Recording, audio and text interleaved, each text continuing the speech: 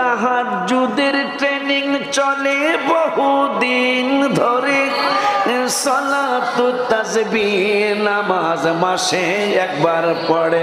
মাশাআল্লাহ কয় না? সবাই আসুক, সবাই আসতে পড়ে আমি কমু। আমি খুব মহব্বত করে গজলটা লিখছি। আমি সব দেখছি, এই 12 বছর 14 বছর দেখছি।